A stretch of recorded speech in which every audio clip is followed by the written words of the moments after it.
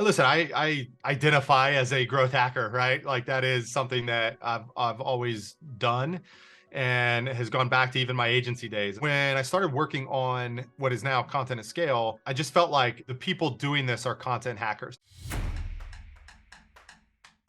So your perception of content hacker was how do we essentially get great content in the shortest amount of time? And whenever I started coined that term, got the trademark, bought the domain 2018, my idea was how do you get the most growth out of your content? And sometimes it meant spending the most time on that Mhm. content piece. So that's how I saw content. And then you were like the technology person. How do we actually do this in the shortest amount of time? So I think uniting that is something that you don't see in a lot of businesses where it's usually like you're kind of missing one side because you just have the tech or you just have that quality focus. So I think both together, there's like so much we can do to help people with just understanding like, how do I create content? How does it grow my business? But not just that, like, how do you do it in a better way because AI is here? You came at it from hacking growth through content and doing it through extra attention and quality and everything on the content. Mine was more programmatically, how do we do content marketing at a scalable level? And I think by taking those two concepts and merging them together, that is what content at scale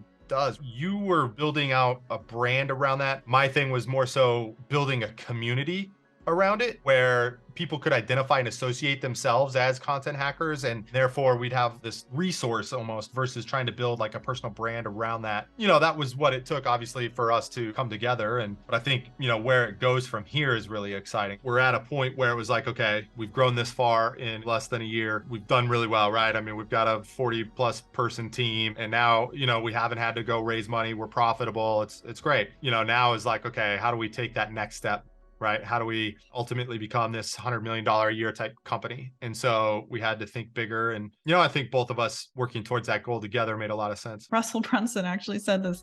He's like, I don't believe in taking money from anyone but your customers. And so I think you have the same mindset where it's like, well, that can really cause bloat. And we've seen it in other AI companies where you have to like pacify this board of people that's completely unrelated to helping the end customer.